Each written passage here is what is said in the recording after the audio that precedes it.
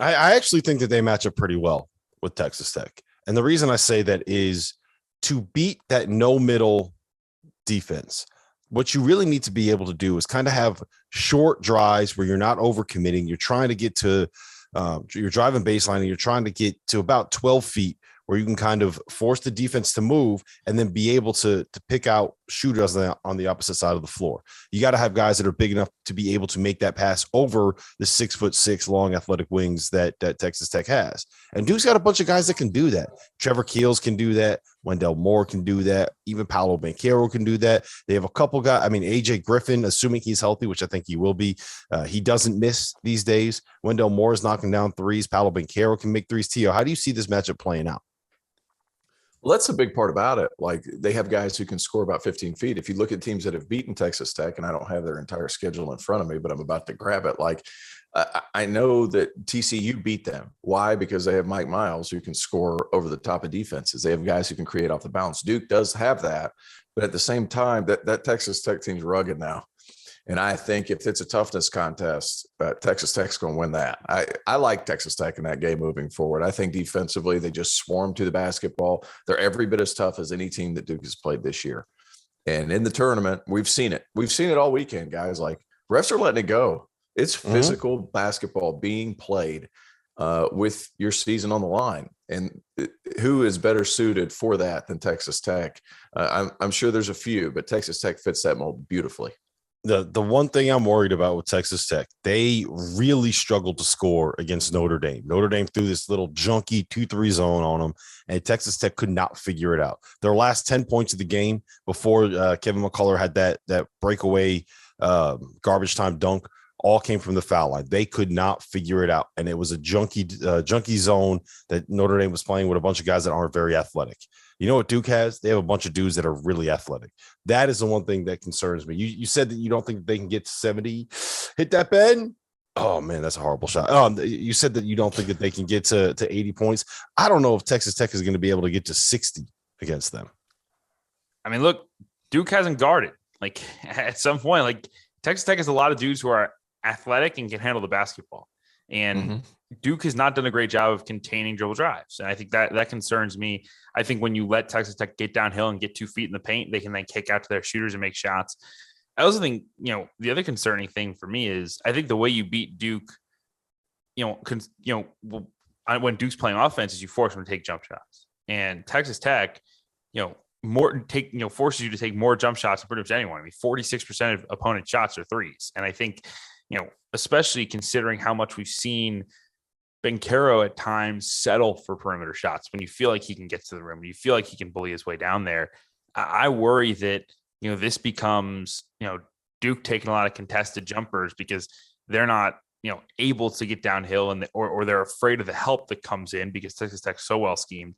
I still think Duke is the better team, but, look, I think it's going to be a home crowd for Texas Tech out west. I mean, is that crazy to say? Like, no, yeah, it is crazy. It is crazy to say because everybody on the Pac-12, what are they? USC football fans and Duke basketball fans. It's the same thing here. We have Texas all kinds Tech of fans Clemson are football. Nuts. They are nuts, but I think it'll still go 50-50. And the Gonzaga fans will be rooting for Texas Tech. Yeah, the thing is you're going to have that's going to be the place to be because Arkansas fans are going to travel and Gonzaga fans are right up the road and Duke fans are everywhere, right? Like Duke fans are like Cowboys fans where it doesn't matter where you are, there's going to be Duke fans there. And then like Texas Tech fans, when we were in Boston, I've told the story on here before, when they were at the regional in Boston in 2018, Villanova, national champions, eventual national champions were there.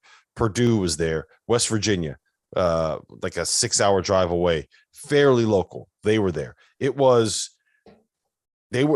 by far the loudest, the craziest, the most dominant fan base that was in that building. And I think it'll be similar in San Francisco, right? They're playing that at the Warriors building. So yeah, I think you're going to have a very heavy Texas Tech contingent in that spot. Let me ask you guys this. This is the only region where we have the top 4 seeds left in it. Are you still feeling confident about Gonzaga being able to work their way through? And Tio, where do you think is the most dangerous matchup that Gonzaga is going to end up having? Well, I'm pulling up my bracket right now because that's the worst thing possible. They could have some trouble with Arkansas. I love this Arkansas team, how gritty they are. Jalen Williams has been really, really good. And they're going to attack Chet Holmgren's chest. I think if there was one thing taken away from this Memphis game, it was the fact that if you attack him straight up with a big athlete, you can get him in foul trouble, and then you can struggle. If you stay on the floor against Drew Timme and then make him don't let him get any separation, he's going to struggle. He's going to struggle at times. And Arkansas doesn't have Memphis type athletes in the front court, but they have very good athletes in the front court. Arkansas could give them problems. After that, it's good that Duke, if there's a Duke matchup with Gonzaga, obviously we've seen that movie before. And then Texas Tech could also give them problems. We've seen that movie before. But it ended up being a really good bracket. It's the only one without all the upsets, quite frankly. But interesting enough, I think the team to watch out for, though, Texas Tech is playing better, and then Arkansas is playing a lot better just for the physicality piece of it. I think I lean Gonzaga still to get out of this thing, but it won't be easy. I mean, the other, if you guys remember Baylor versus Arkansas last year, Arkansas gave Baylor the best game of anyone in the NCAA tournament. And it's precisely because Eric Musselman is an excellent game planner. I mean, he is nuts, but man, does he game plan? He gets his guys ready to go. And though, with a full week to prepare or close to it, they are going to be ready. I mean, they are going to have every single thing scouted. They have 9 trillion GAs who will be ready to rock and roll. I mean, that staff is going to be ready to go. And I think they'll get their best shot. I just don't know that they can win enough personnel battles, but it's going to be a heck of a game. And then obviously, Duke has already beaten Gonzaga. We saw the physicality issues that Duke provided. So